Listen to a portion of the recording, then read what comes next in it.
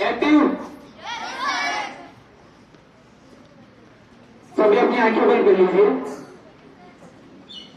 और एक कल्पना कीजिए कि आप किसी घटना के शिकार हो गए और आपके पास ना कोई खाने का राशन है, ना ही कोई वापस जाने की कोई उम्मीद, और आप लोग अपने जीवन में नार की जिंदगी तरफ जीवन जी रहे हो और ना ही आपके पास कोई अपना है और आपकी आंखों की रोशनी कम हो रही है, आपकी कमजोरी बढ़ती जा रही है। आंखें खोल लीजिए।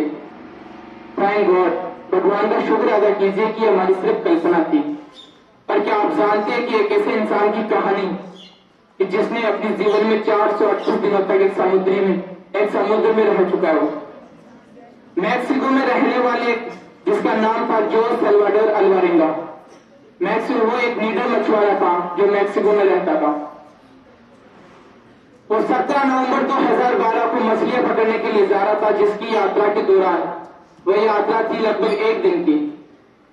और उसका एक साथी और था जिसके पास इतनी महारत नहीं थी मछलियां पकड़ने की जितनी जोस सल्वाडोर अल्वारेंगा की थी।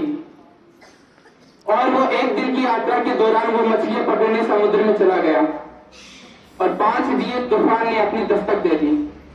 फिर भी वो नजरअंदाज करता रहा और आगे चलता रहा। तूफानी हवाओं तेज बारिश ने उसे मैसेज कर दिया कि बारिश और तूफान बहुत भयंकर है, लेकिन वो नजरअंदाज करके आगे चला गया। ऐसे में 5 दिवसीय तूफान उसको अपने साथ बहाकर ले गया और उसकी 7 मीटर की जहाज, लगभग 23 फीट की जहाज, उसका जो सिंगल जो इंजन था वो भी नष्ट हो गया और जो उसके पास रिकॉर्ड था उसके उस सहायता से वो किसी की हेल्प से नहीं ले सकता क्योंकि वो खत्म हो चुका था पूरी तरीके से।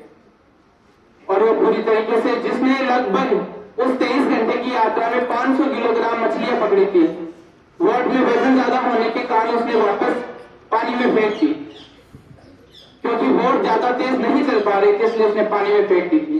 अब ना तो उसके पास कुछ खाने के लिए था, ना उसके पास कुछ पीने के लिए, ना ही अपने जीवन में अपनी दुनिया में वो वापस जा सकता था। और ऐसे में वो तूफान उसके किनारे से उसको 10,000 किलोमीटर दूर आगे ले जा चुका था। पर क्या आप जानते हो कि उसने अपने ये जीवन कैसे बिताया होगा? उसने पानी पीने के सहारे बरसात के पानी को बनाया, पीने के लिए जो सहारा लिया वो बरसात का पानी लिया और अपने नंगे हाथों से जो कछुआ और जो मछलियां थी उनको कच्चा मांस खाने लगा और अपने जीवन को जीने लगा जिस प्रकार उसने अपने बिलीफ सिस्टम को बनाया कि जीना तो है। ऐसे करके 4 महीने बदल के पूरे हो गए, पर उसका जो साथी था वो कच्चा मांस खाने से इनकार कर दिया और कच्चे मांस खाने से इनकार कर दिया तो उसकी भूखमरी से मौत हो गई। और जोस सल्वाडोर अल्वारेंगा ने जिंदा रहने के लिए वो सब कुछ किया जो उसको करना था। पर इस कहानी यही खत्म नहीं होती। कई बार बारिश न आने के कारण से उसने समुद्री पक्षियों को मार के उनका खून पिया और यहाँ तक कि अपना यूरिन भी पिया और अपनी जिंदगी को नर्क से भी बदतर जिंदगी जी उसने। और ऐसे करके उसने अपने भगवान को सहारे छोड़ दिया अपने आप को। गीतों और भजनों के सहारे खुले आसमान में टिमटिमाते सितारों के सिवा उसके पास कुछ नहीं था और उसने अपनी जिंदगी एक जीने के लिए सिर्फ भगवान की ओर छोड़ दिया। और ऐसे करके पूरे 438 दिन पूरे होते। 30 जनवरी 2014 को मार्शल द्वीप के कोने की छोटी सी पहाड़ियां उसको नजर आई और उसने अपनी जहाज छोड़कर वहां वो पहुंच गया। और जैसे ही वो जहाज छोड़कर तैर के पहुंचा, वहां खड़ा होने की कोशिश की तो इतने दिनों तक वो कुछ नहीं, उसको अच्छा खाना मिलने की वजह से वो चक्कर आके बेहोश होकर वहां गिर गया। और वहां के स्थानीय लोगों ने वहां पर देखा तो उसको अपने घर ले गए, संबंधित अधिकारियों को सूचना दी और संबंधित अधिकारी वहां पर पहुंचे। उनको ये यकीन नहीं हुआ कि एक इंसान 438 दिन तक समुद्र में रह सकता है। संबंधित अधिकारियों ने कहा, पुलिस प्रशासन ने कहा कि ये अल्वारेंगा के साथ किसी ने बर्बरता की है, यानी कि किसी ने इसके साथ कुछ अलग किया, एक बंदी बनाए रखे। उसके बाल जैसे खुले जंगल में झाड़ियों की तरह उलझ गए थे, लेकिन सारी जांचें ये तस्दीक करती थी कि अल्वारेंगा की कहानी एकदम सही थी। और जैसे वो अपने घर पहुंचा तो 438 दिनों में, यानी कि 1 साल से ज्यादा भी, उसके घर वालों ने उसको मृत्यु मान लिया था कि वो मृतक हो चुका है, मर चुका है वो। और जैसे वो पहुंचा अपने घर तो सबसे ज्यादा खुशी उसके माता पिता और अपनी उसके 14 साल की एक बेटी थी फातिमा अलवारी का, उसको मिली।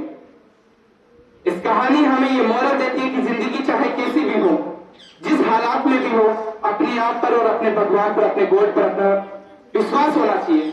हम हर मुश्किल से निकलेंगे, चाहे हालात कैसे भी हो, कि अपने आप को रब से जोड़ दो, बाकी सब कुछ पर छोड़ दो।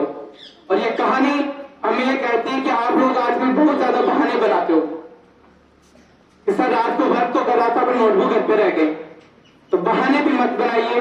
और इस कहानी से मैं एक आपको छोटी सी लाइन सुनाना चाहूंगा कि दरिया तेरी खैर नहीं बूंदों ने बगावत कर ली है, कि दरिया तेरी खैर नहीं बूंदों ने बगावत कर ली है, नादान ना समझ बुज़दिल इनको लहरों ने बगावत कर ली है। हम परवाने मौत समा मरने को किसको खौफ यहाँ, रे बच्चों तुम्हें पढ़ना होगा, एग्जाम ने बगावत कर ली है। Thank you so much. Thank